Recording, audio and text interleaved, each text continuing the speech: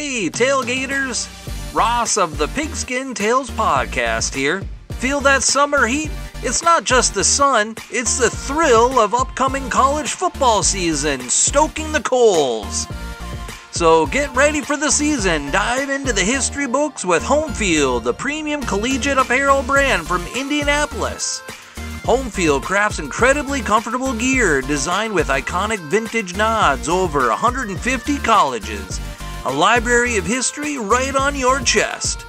Homefield is the Indiana Jones of collegiate apparel, uncovering hidden gems from school archives. Unique mascots, logos, and even unforgettable moments frozen in time. Visit homefieldapparel.com and shop the archives. Homefield Apparel, where comfort, nostalgia, and the spirit of college football history unite. Again, that's homefieldapparel.com. This podcast is part of the Sports History Network, your headquarters for the yesteryear of your favorite sport. You can learn more at sportshistorynetwork.com.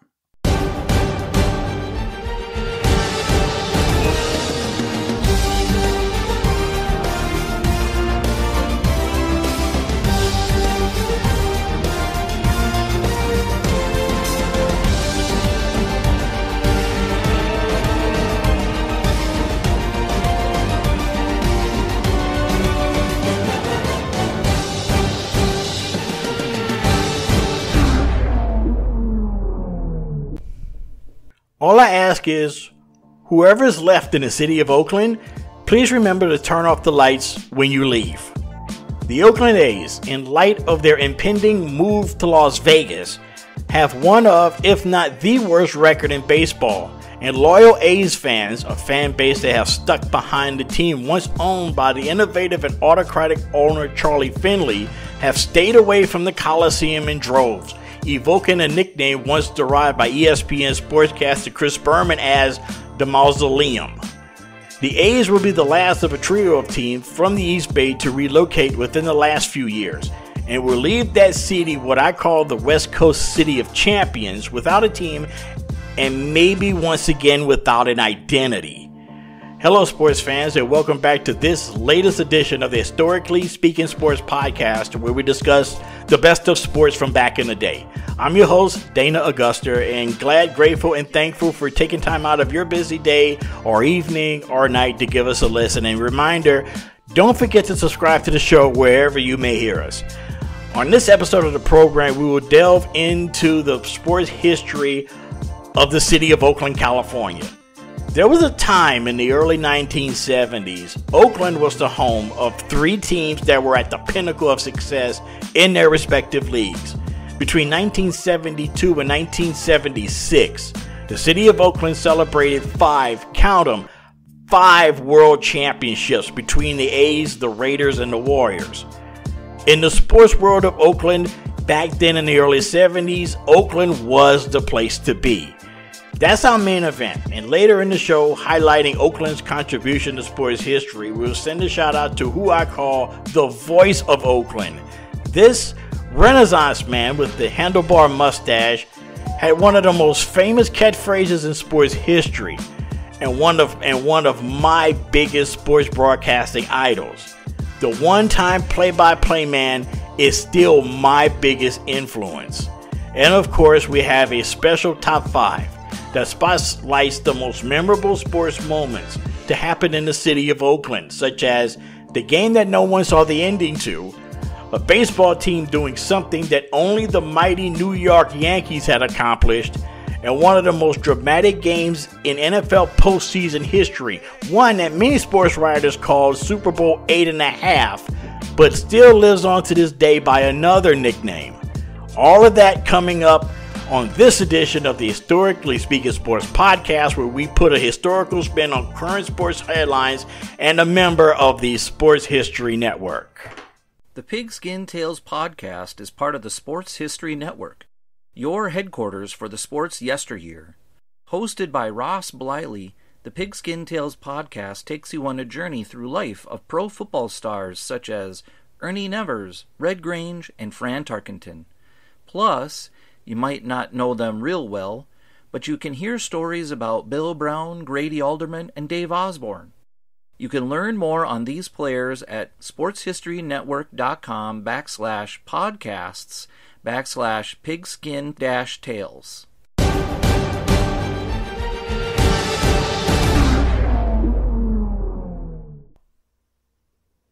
Hello, and welcome back to the program. I'm Dana Augusta, your host, and of this edition of the Historically Speaking Sports Podcast, which is a member of the Sports History Network. Oakland, California. City of commerce, city of industry, and also a city with no there. However, it is a city that has a very special place in the history of professional sports in this country. It isn't like the other major sports cities of the West Coast like LA or San Francisco or Seattle for that matter. Yet for a West Coast city, it has more in common with Cleveland or Pittsburgh or Baltimore or Philly. It's a blue-collar, gritty, in-your-face sort of town, and the teams that once called Oakland home personified those traits in every conceivable way. This season, the Oakland Athletics, who had appeared in 6 World Series and won 4 World Championships since their relocation from Kansas City in 1966, are going through one of their worst seasons ever, with the impending move to Las Vegas hanging over the franchise like a big dark storm cloud. Yet this season's highlight may have took place on the night of June the 14th. The loyal fans of the A's staged what they called a reverse boycott, where as many as 27,000 fans showed up to the Coliseum voicing their displeasure of the moves that A's owner John Fisher made during his tenure as owner of the now lame duck A's. It was also the same day that the Nevada State Senate approved a measure to open the door to finance a new ballpark that, according to some estimates, may be located across the street from the MGM Grand. Fisher, according to many baseball analysts and officials, essentially sabotaged the team for the attendance to be down and to open the door for his team's relocation to Sin City. If the A's leave Oakland, they would follow the Raiders to Vegas, and to complicate matters even more, the Warriors relocated from their original home in the Bay Area in San Francisco, where they moved to from Philly in 1962. Oakland, by West Coast standards, is through and through a sports city. Despite its rough beginnings, their fans are the most loyal and the most passionate of any fans west of the Rocky Mountains. In the late 1950s, Oakland, California was looked upon as the town in the shadow of San Francisco. Yeah, it was true that the city of Oakland was looked upon as maybe a step or maybe several steps behind the more affluent and more prestigious neighbors from across the bay. At around this same time, however, a couple of businessmen began to draw up plans for a new football league to run in direct competition with the more established NFL. They would base their teams in cities that were not NFL cities at the time, such as Dallas and Buffalo, Houston, and Denver. Also placing teams in cities with large media markets, which were obviously New York and Los Angeles. One of the cities on the list of this new American Football League was the city of Minneapolis. Yet right before the new league got off the ground, the NFL rushed in to steal the Minneapolis market away from the American Football League. Faced with this dilemma, the AFL decided on another city to place their 8th charter franchise, preferably on the West Coast to join the newly formed Los Angeles Chargers, maybe in the Bay Area. Yeah, of course, Oakland. From this began the life of the city of Oakland, California as a major league city. This new life as a big league city didn't get off to a promising start. It was more like a rough, rocky start as the newly minted Oakland Raiders stumbled out of the gate. In their early years, the Raiders earned the rather dubious nickname as the Orphans of the East Bay, mostly because of shaky ownership, worse than ideal finances, and also they had no place to call home, at least in the city of Oakland, that is. The Raiders' inaugural season saw themselves play home games across the bay in San Francisco at historic Kezar Stadium, sharing the stadium with the local NFL rival San Francisco 49ers.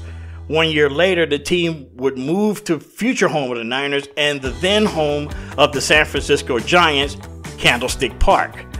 It was so precarious for the Raiders in their early years that the team nearly went bankrupt. In to save the day was the owner of the Buffalo Bills, Ralph Wilson, who loaned Wayne Valley, the cash-strapped Raiders owner, $400,000 to stay afloat in exchange for a minority stake in the team. At that point, the Raiders were saved, albeit off the field, but the team's fortunes on the field were less than spectacular. After a respectful 6-8 record in 1960, the team went 2-12 in 1961 and 1-13 in 1962, which in that span included a 19-game losing streak. In that 1962 season, the Raiders finally had a place to call their own, even though it was temporary. Wayne Valley had threatened to move the team unless a stadium could be built in Oakland. Now, where have we heard that before? As the season began, the Raiders were moving to 18,000-seat Frank Ewell Field, which would be later expanded to a whopping 22,000 seats. The stadium, which we are using the term very loosely, would serve as the Raiders' home until their new state-of-the-art complex would be completed on the outskirts of town. The stadium was named after Francis J. Ewell, a city councilman, Raiders booster, and the owner of Chapel of the Oaks, a well-known Oakland mortuary. Yes, the stadium was named after an undertaker. Oakland.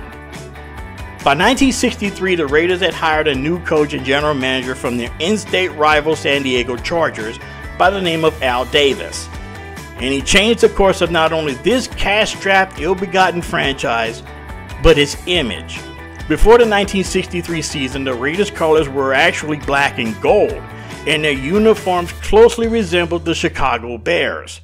Yet when Davis arrived, he changed the colors to their more familiar black and silver, and gave them silver helmets and incorporated the famous swashbuckling pirate, which is one of the most iconic logos in all sports. From there, the team took off, and by 1967, the Raiders had went from 1-13 to an AFL championship, crushing the Houston Oilers 40-7 in the brand new Oakland Alameda County Coliseum. In addition to the Raiders, a new team would call the Coliseum home that very year when the almost equally financially unstable Kansas City Athletics would move to the East Bay with their flamboyant owner Charles Oscar Finley. Located right next door to the Coliseum was the brand new Oakland Coliseum Arena, where the short-lived California Golden Seals of the National Hockey League would call home. Of the 1967 expansion teams of the National Hockey League, the Golden Seals were the least impressive and least successful of their expansion brethren, such as the LA Kings, Philadelphia Flyers, Minnesota North Stars, Buffalo Sabres, and St. Louis Blues. By 1976, the Seals would be out of the Golden State entirely and relocated to Cleveland, where they became the Cleveland Barons. By the end of the 1960s, Oakland, which had began the decade with barely a pro sports pulse, now had 3 teams. And little did anyone know, the 70s would be the golden era of pro sports in Oakland. As the Raiders were now cemented as a bona fide NFL power, the A's were steadily improving on the diamond, with the likes of Reggie Jackson, Sal Bando, Bert Campaneris, Jim Catfish Hunter, and Raleigh Fingers. A new team was about to move in, but were already familiar with the Bay Area. The San Francisco Warriors, who had moved to the Bay Area in the early 1960s, moved across the Bay to Oakland, where they were renamed the Golden State Warriors. This was in 1971. The Warriors were a solid team led by Hall of Famers Rick Barry and Nate Thurmond, and they were in the NBA Finals just 4 years earlier. So by the early 1970s, Oakland had 4 pro sports franchises and were set for the first of many championship parades. In '72, the Oakland A's, with their dazzling collection of All-Stars, won the American League Western Division title for the 2nd year in a row, with the hard-hitting Reggie Jackson, Joe Rudy, and the pitching of Raleigh Fingers, Vada Blue, and Jim Catfish Hunter. After dispatching the Detroit Tigers in the American League Championship Series, the A's, managed by Dick Williams, were in the World Series for the first time since 1931, when they were in Philadelphia and managed by the legendary Connie Mack. Their opponents in the 1972 Fall Classic were the Cincinnati Reds, the Big Red Machine. Now that series was a contrast of styles. The Reds were a straight-laced, buttoned-up outfit with stars such as Pete Rose, Johnny Bench, and Joe Morgan. And they took on the A's with their bright yellow and green double-knit uniforms, long hair and mustaches and beards.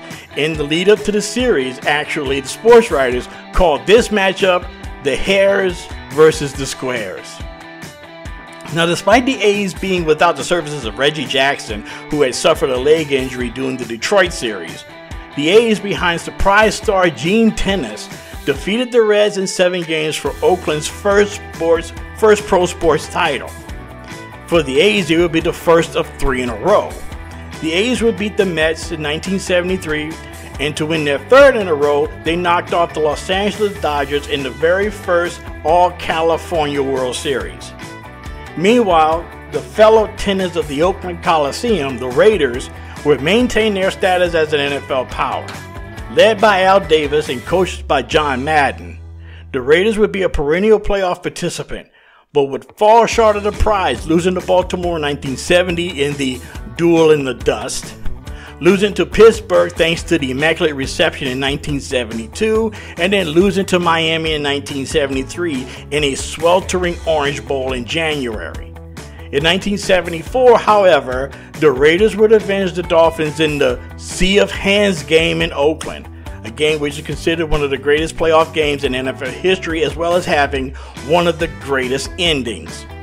Yet, they would be victimized again, losing to the Steelers again in the AFC Championship game. So let's take a step back here. The Raiders have been one of the most consistent winners in pro football since 1966. The A's had won 3 consecutive World Series, and now it was time for their basketball neighbors from across the parking lot to raise a championship banner of their own.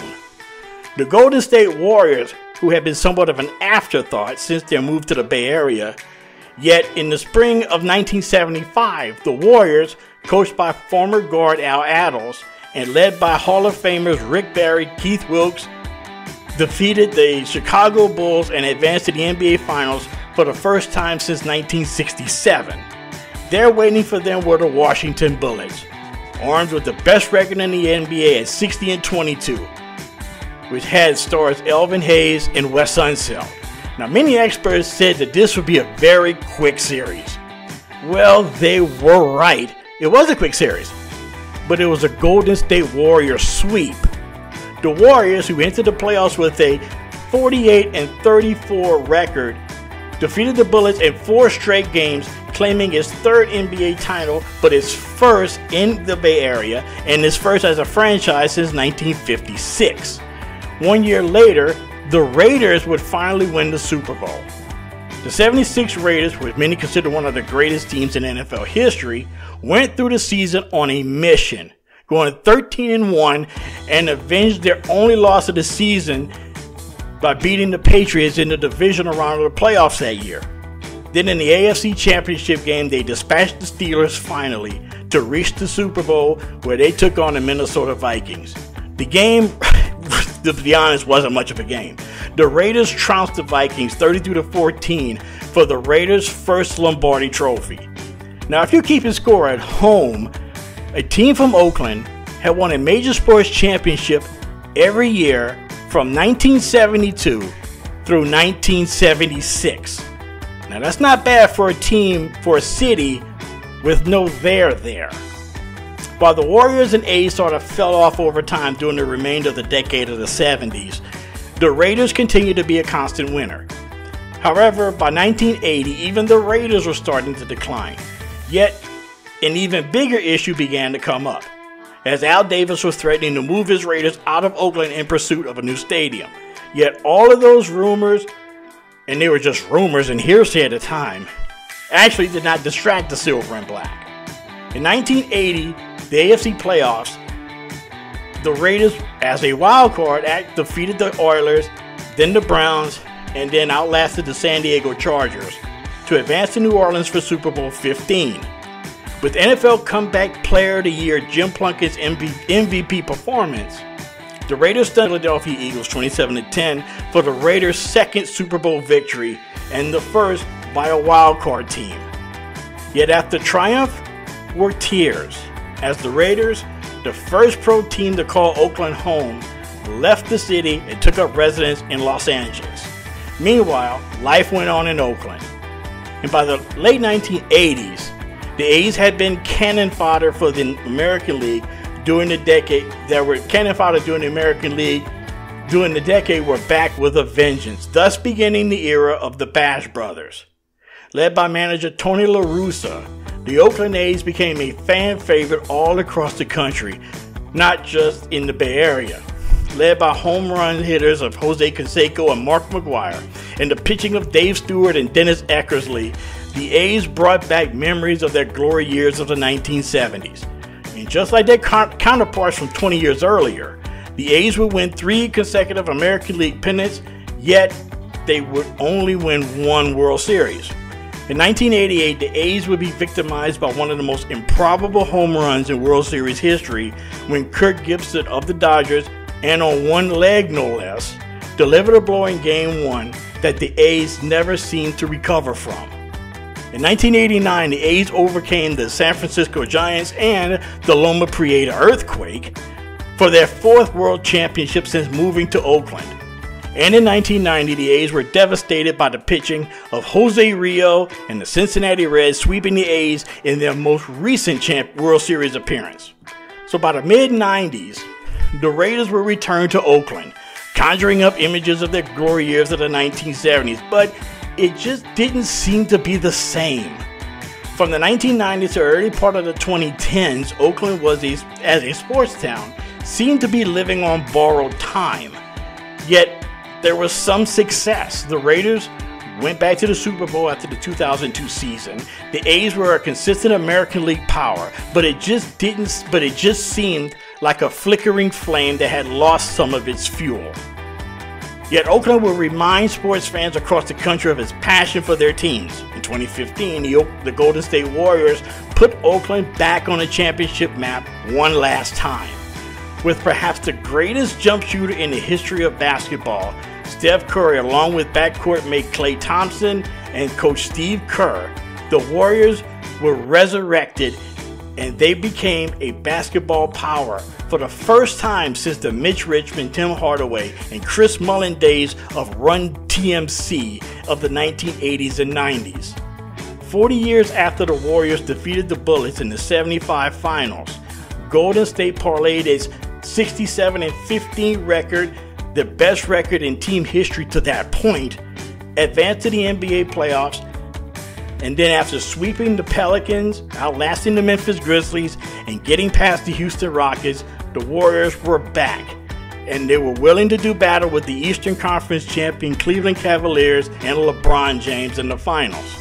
After splitting the first 2 games in Oakland, Cleveland winning Game 3, the Warriors would win 3 straight games to claim the franchise's 4th title and their 2nd since moving to Oakland, beating the Cavs in 6 games.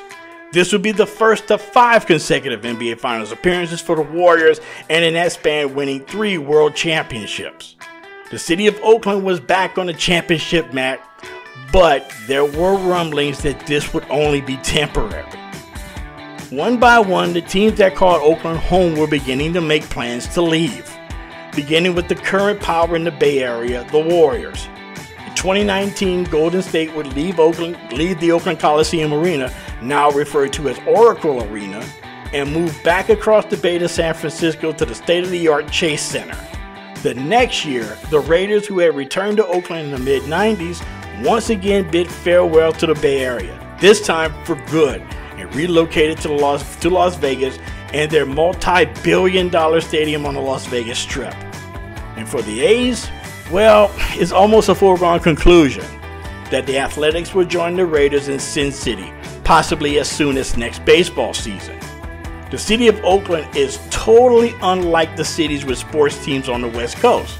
Oakland is gritty, blue-collar, in-your-face, and has more in common with Pittsburgh or Cleveland, or for some of a certain age, Brooklyn. The fans will certainly miss their teams that fought and bled and won and lost on the East Bay. But I personally think the world of sports would miss Oakland even more.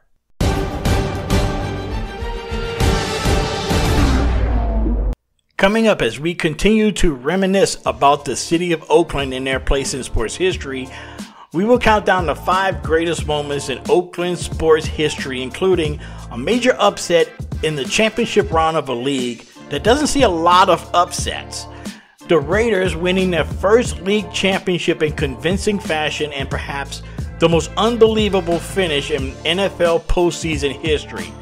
And to close out the show, we will send a shout out to a man that when I was in junior high and high school, he was my inspiration to become a sports broadcaster. His famous handlebar mustache and incitable ways in the booth was only overshadowed by one of the most famous catchphrases in all of sports. To me, he was the voice of Oakland sports. Quite simply, my idol. Coming up, this is Historically Speaking Sports, a proud member of the Sports History Network.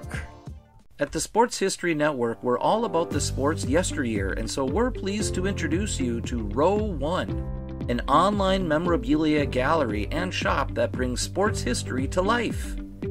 The Row 1 gallery features over 5,200 gorgeously reproduced prints of team posters, game program covers, game tickets, and advertisements in baseball, pro and college football, pro and college basketball, and more.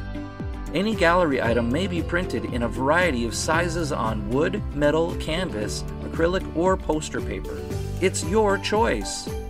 In the Row 1 shop, you can pick from thousands of unique items that feature retro and historical backgrounds dating back to 1876. We have everything from clothing to phone cases to mugs, even shower curtains. Go to sportshistorynetwork.com/row1 for access to the full Row 1 catalog. When you buy from the gallery today, you can instantly save 15% on your purchase. All you have to do is enter the code SHN15 and your discount will be applied. That's SHN15. That's it. Simple. Save 15% off all your prints in the Row 1 gallery. Just go to sportshistorynetwork.com/row1. And don't forget to check out all the podcasts on the Sports History Network. Soundtrack provided by Kevin MacLeod of filmmusic.io.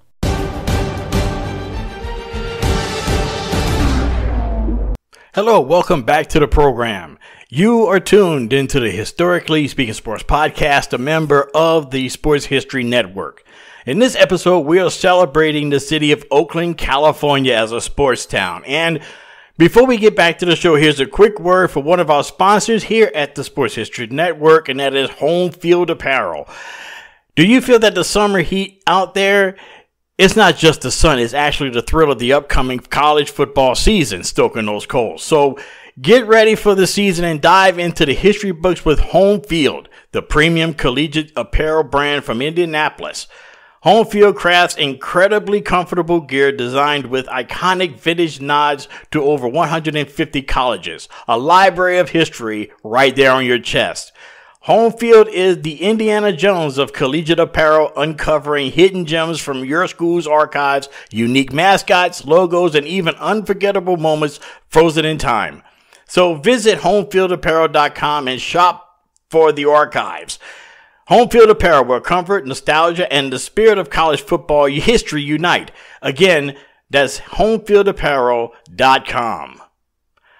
Now, when you consider the Raiders, the Athletics, and the Warriors, and to a lesser extent, the California Golden Seals, Oakland has a unique place in sports history and sports culture across the United States. So, to pay homage to the city of Oakland and some of its legendary teams and athletes that have called the East Bay home, we will count down the 5 most important and most memorable moments in the history of Oakland sports. So, to preface this, I had one prerequisite, and that is all of the events took place in Oakland. So we will not revisit any of the Super Bowl wins by the Raiders or Golden State's 1975 NBA Finals victory, or none of these events were no less spectacular. and no less loved by Oakland and their fans. So, with that said, here we are with the top 5 moments in Oakland sports history that actually took place in Oakland. Number 5. The Oakland Raiders win their first and only AFL championship. It would have been hard to imagine the Oakland Raiders being the host of the American Football League when the team began operations in 1960. Known as the Orphans of the East Bay, they suffered through some rocky circumstances, bad ownership situations, and even worse stadium issues. Yet by New Year's Eve of 1967, all of that seemed to be ancient history, as the Raiders were playing in their first AFL title game against the resurgent Houston Oilers. The Raiders had came into the game with an impressive 13-1 regular season record, actually the best regular season mark of any team in the history of the AFL. Led by quarterback Darryl LaMonica and receivers Fred Biletnikoff and Warren Wells, and a suffocating defense nicknamed the 11 Angry Men. They were led by the likes of Ben Davison, Carlton Oates, Dave Grayson, and Hall of Famer Willie Brown. The Oilers, on the other hand, reached the championship game with a meager 9-4-1 record, but paced by the running back of Hoyle Granger and the passing of quarterback Pete Beathard. The Oilers were in the AFL championship game for the first time since losing that double overtime classic against the Dallas Texans in 1962. Quarterback for those Oilers proved to be pivotal in this championship game. George Blanda, now the Raider kicker, along with being the backup quarterback, connected on 4 field goals as the Raiders trounced the Oilers 40-7 in the Oakland Alameda County Coliseum. Along with the kicking of Blanda, it was the Raiders' running game and their defense which was key. The running game, led by Hewitt Dixon's 144 yards rushing, racked up 263 yards overall as the Raiders just outpassed and outran the Houston Oilers. A big chunk of Hewitt's yardage, however, came on one play as he delivered the game's signature moment when he rumbled 69 yards for a touchdown in the second quarter. As well as the defense, Ben Davison and company, they forced 3 turnovers, and the Oilers didn't get on the scoreboard until midway in the fourth. The game took place actually the same day as the infamous Ice Bowl game between the Cowboys and the Packers in Green Bay. And to say the least, it was slightly warmer in Oakland as opposed to Green Bay. Number 4, the Oakland A's win their 3rd consecutive World Series. On October 17, 1974, the Oakland A's were playing the Los Angeles Dodgers in the first ever All-California World Series. Oakland was poised to win its 3rd consecutive World Series. Only the Yankees had ever won 3 straight World Championships. But Game 5, it was Oakland, and they started Blue Moon Odom on the mound. The Dodgers countered with Don Sutton. The A's were taking an early 2-0 lead in the game, which included a solo home run by Ray Fosse. Yet the Dodgers would tie the game in the 6th. Yet in the bottom of the 7th, Joe Rudy would hit a leadoff home run off Mike Marshall, which proved to be just enough for series' most valuable player, Rollie Fingers, to work with. Fingers would finish off the Dodgers to win 3-2 and their 3rd consecutive World Championship. Number 3, the Heidi Game. Now, there are rare instances where a single game could change the course of a sport. Yet it's even more of an uncommon occurrence for a game to change the way we watch that sport. Such was the case on November 17, 1968 at the Oakland Coliseum, when the homestanding Raiders were taking on the powerful New York Jets and Joe Namath. The game itself was a penalty-filled shootout between Namath and LaMonica. In this high-scoring affair, the game ran long. So long, in fact, that NBC decided to preempt the final 2 minutes of the game and return to regularly scheduled programming. So, at exactly 7 p.m. Eastern Time, with the Raiders trailing 32-29, with 2 minutes remaining, the game was shut off in favor of the movie Heidi, the story of the little Swiss mountain girl. When the game was preempted, no one on the East Coast or anywhere watching the game on NBC saw the Raiders score 2 touchdowns in a space of 9 seconds to beat the Jets 43-32. Possibly the greatest finish to a pro football game no one saw coming, and conversely, no one saw. Soon after the phone lines were jammed with people and fans wanting to know who won the game, and NBC provided that with a crawler at the bottom of the screen during one of the climactic moments of the movie. In its aftermath, the NFL would contractually stipulate that all game telecasts would be shown to their conclusion in the markets of the visiting team. Quick postscript to this. In 1997, the Heidi Game was voted the most memorable regular season game in pro football history. And it happened in Oakland. Number 2, the Warriors defeat the Bulls to advance to the 1975 NBA Finals. It would have been no surprise that the Golden State Warriors by the mid-70s would have felt a little left out. They had seen their baseball counterparts in Oakland win 3 consecutive championships and their gridiron brethren to be one of the elite teams in the NFL for the previous 8 seasons. In 1975, the Golden State Warriors were looking to bring an NBA title to the Bay Area. And after going through the regular season, the Warriors, despite having a record of 48-34, had the best record in the Western Conference and was one step away from their first NBA Finals appearance since 1967, where they were defeated by the Philadelphia 76ers. Yet, to get to the finals, they had to get past the gritty Chicago Bulls, led by Bob Butterbean Love, Southern University graduate by the way, Jerry Sloan, Norm Van Leer, and former Warriors center All-Star Nate Thurmond. Yet Golden State, coached by former Warriors guard Al Attles, battled through the Bulls through 6 grueling games to set up a Game 7 at the Oakland Coliseum Arena. On May 14, 1975, a capacity crowd was on hand to see the Warriors take that next step, and they did just that. Led by rookie Jamal Wilkes' 23 points and Hall of Famers Rick Barry's 22, the Warriors punched their ticket to the NBA Finals, beating the Bulls 83-79. That Warriors team would go on to sweep the powerful Washington Bullets, who won 60 games that season, in 4 games in what many consider one of the biggest upsets in NBA Finals history. And the number 1 moment in Oakland sports history to actually take place in Oakland, the Sea of Hands, the 1974 AFC Divisional Playoff between the Raiders and the Dolphins. Leading into the 1974 AFC Divisional round of the playoffs, sportswriters called the matchup between the visiting Miami Dolphins and the Oakland Raiders Super Bowl 8.5. The Dolphins, who were 2-time Super Bowl champions, would travel to the jam-packed Oakland Alameda County Coliseum to face the Raiders, who were a perennial AFC power. With the crowd in a total frenzy, the Raiders kicked off to Dolphins receiver Nat Moore, and he returned it 96 yards for a Dolphin touchdown. In recalling the game, Raiders coach John Madden said, quote, "The fans were going crazy, and then the Dolphins scored, and they never even had a chance to sit down," unquote. The game turned into a back-and-forth struggle with big plays on both sides. Midway through the 4th quarter, Raiders quarterback Ken Stabler threw a deep pass to Cliff Branch.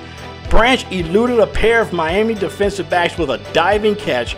He got back on his feet before any of the Dolphins were able to touch him down, made a move, and sprinted into the end zone. The 72-yard touchdown pass gave the Raiders the lead at 21-19. The Dolphins regained possession and drove down the field with their running attack led by Larry Zonka. Yet it was his unheralded backfield mate Benny Malone who became the key contributor to the drive. With a little over a minute remaining in regulation, Malone took a handoff from quarterback Bob Greasy and ran right. Malone, going down the near sideline, broke several tackles and scored the apparent winning touchdown. The Dolphins were now holding a 26-21 lead. Now it was up to the Raiders and Stabler to drive down the field to score a touchdown, and down by 5, a field goal would do them no good. But Stabler's left arm drove the Raiders into Dolphin territory with short passes to Branch and Fred Biletnikoff.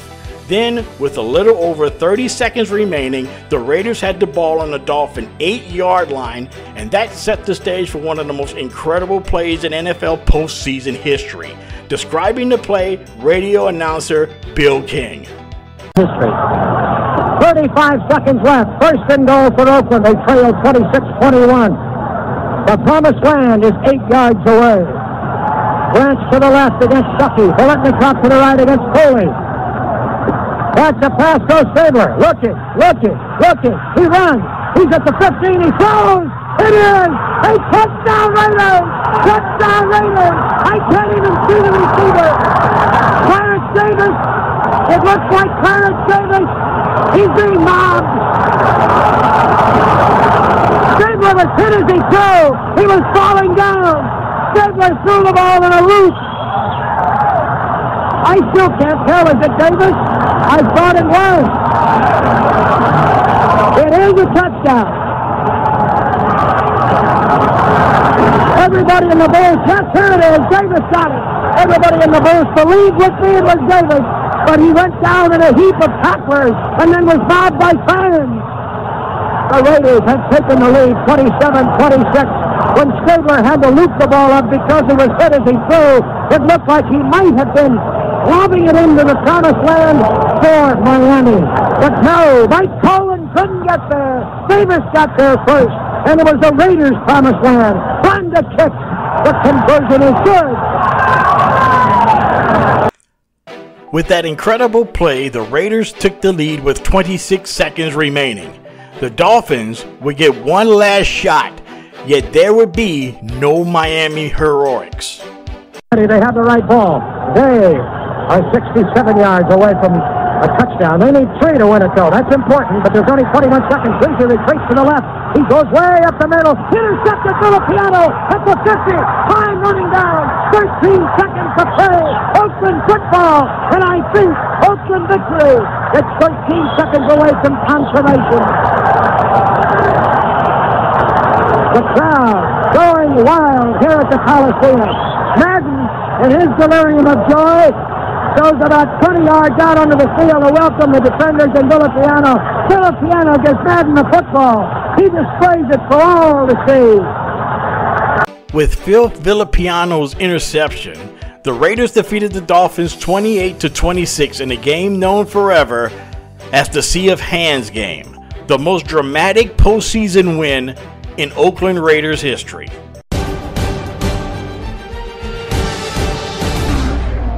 Coming up after this short break, we're going to be sending a shout out to the announcer you just heard. Bill King was simply the voice of Oakland sports. With his Holy Toledo catchphrase and famous handlebar mustache, King was more than just a radio broadcaster. If the city of Oakland had a voice, it would sound like Bill King. More on his career after this timeout. Hey there, football fans. This is Ross, the host of the Pigskin Tales podcast. Give me a second to talk about Joe Zagorski's Pro Football in the 1970s. In the 70s, the sport of pro football grew in popularity like never before. The game became more modern, more technologically savvy, and thanks to the tinkering of the rules throughout the decade, the product that one saw in pro football made the struggle on the field so much more exciting to watch. When you hear Joe Zagorski talk about pro football in the 1970s, it will bring you back to a time and place where your recollections of the 70s are joyfully relived once again. Joe explores many different facets and elements of the 70s, like the players, the teams, the games, the controversies, and the legacies that surround the decade. Take a listen to Joe Zagorski, an NFL author and host of the Pro Football in the 1970s podcast. It's just one of the great podcasts available through the Sports History Network. Check them out at sportshistorynetwork.com.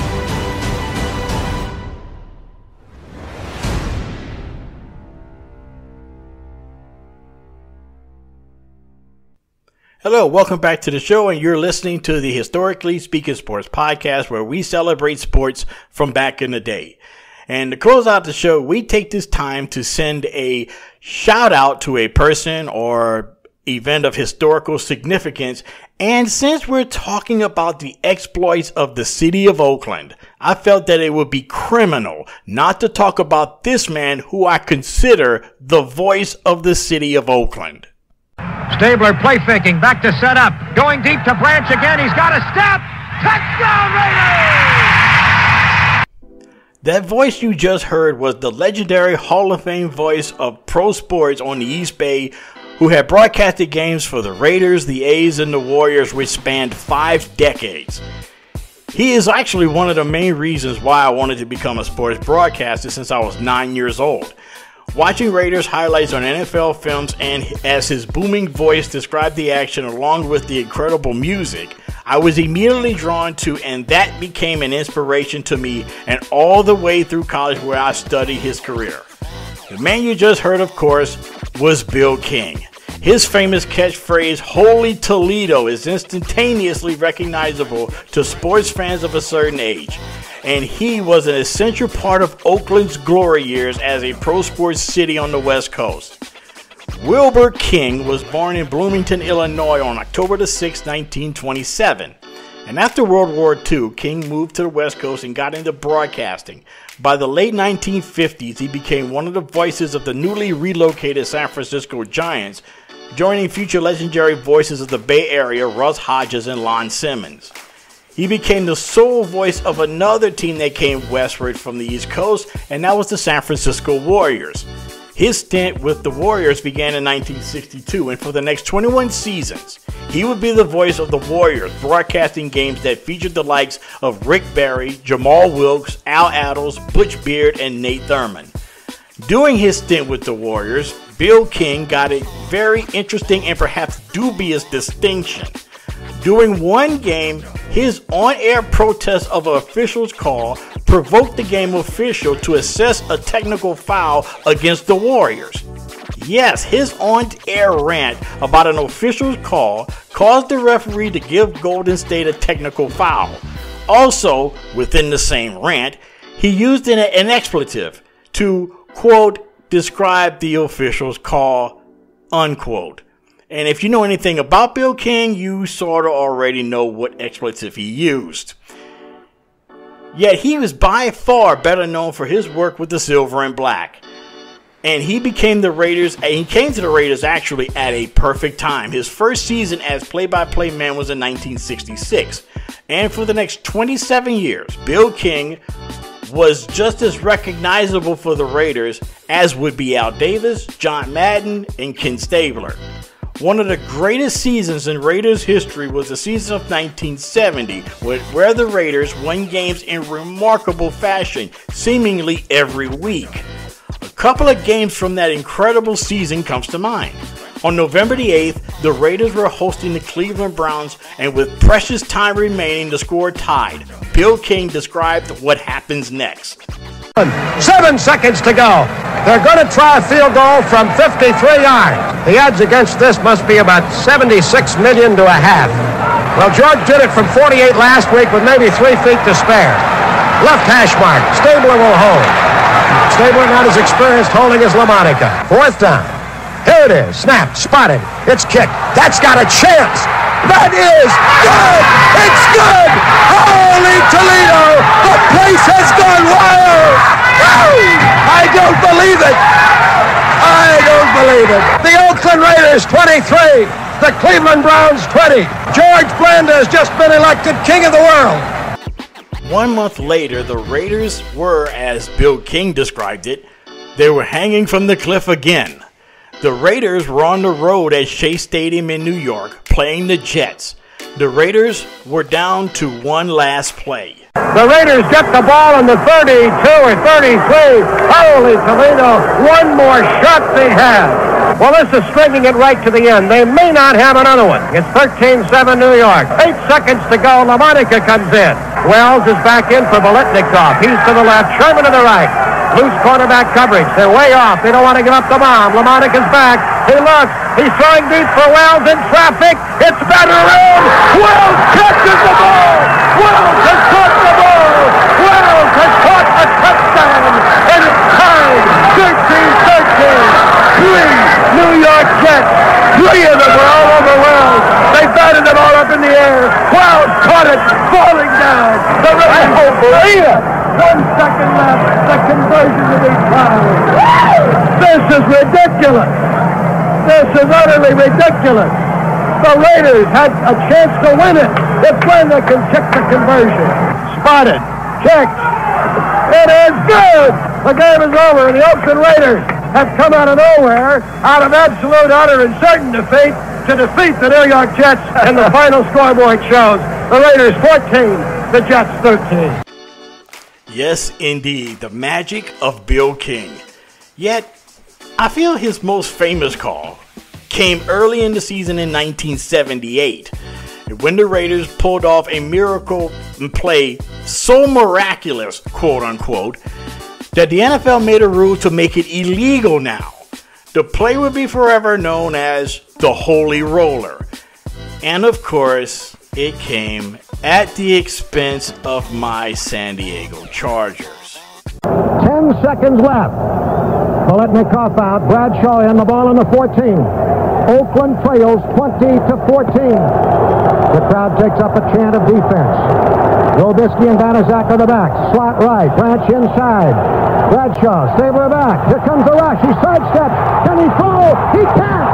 The ball flipped forward is loose. A wild scramble. 2 seconds on the clock. Casper grabbing the ball. It is ruled a fumble. Casper is recovered in the end zone. The Oakland Raiders have scored on the most zany, unbelievable, absolutely impossible dream of a play. Stabler, while being hit, the ball squirted forward. Madden is on the field. He wants to know if it's real. They said yes. Get your big butt out of here. He does.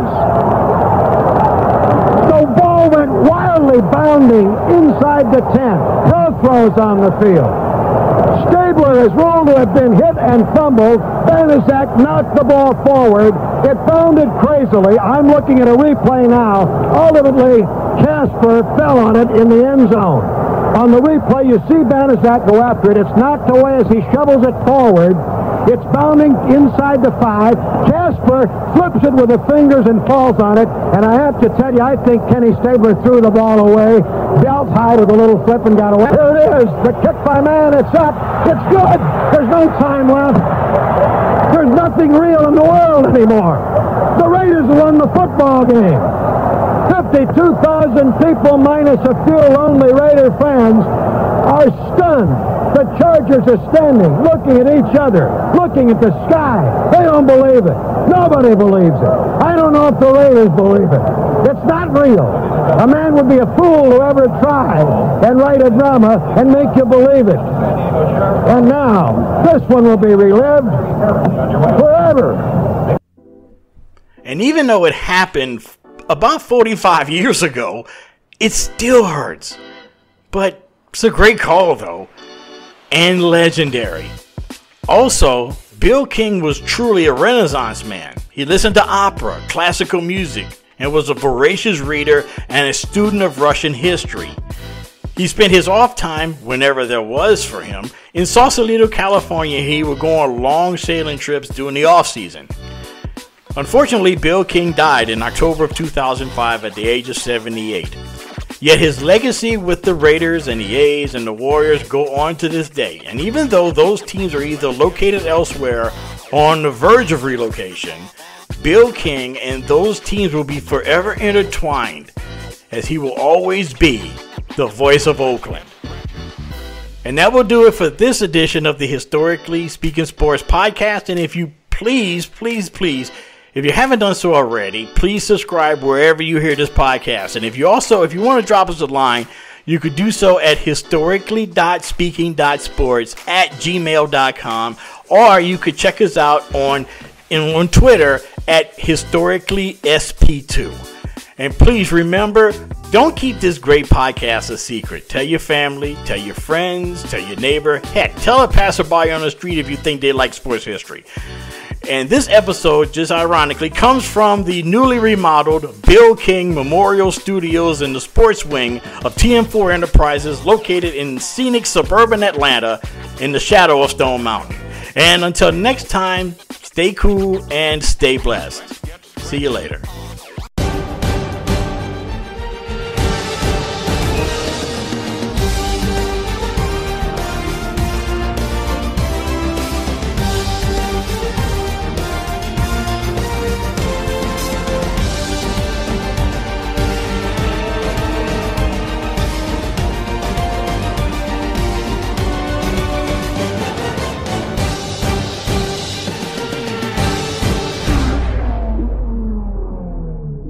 Hey there, sports history fan. This is Arnie Chapman, aka the Football History Dude, and I wanted to thank you for stopping by to listen to another episode here on the Sports History Network. Our podcasters are passionate about uncovering and sharing sports stories from yesteryear. And if you didn't know it already, we have over 30 shows across the network covering all sorts of sports history topics. In fact, here's a glimpse into one of our awesome podcasts here on the network. This is Mark Mortier, and if you're a sports history fan like me, tune in and hear me talk about some great sports moments of the past. Growing up during the 1970s, I got to watch some of the most iconic moments in sports history. Hank Aaron breaking Babe Ruth's home run record. Willis Reed limping out of the locker room in Game 7 of the NBA Finals at Madison Square Garden as the fans erupted with a thunderous ovation. The 1980 Miracle on Ice as Team USA defeated the powerful Soviet Union in the Olympics. Listen every Tuesday on Yesterday's Sports. How about that? I bet you're super hyped to go listen to that new podcast, right? Well, to learn about this show and all the other podcasts on the network, head over to sportshistorynetwork.com/podcast. Again, that's sportshistorynetwork.com/podcast. Head over there today to find your next favorite sports history podcast.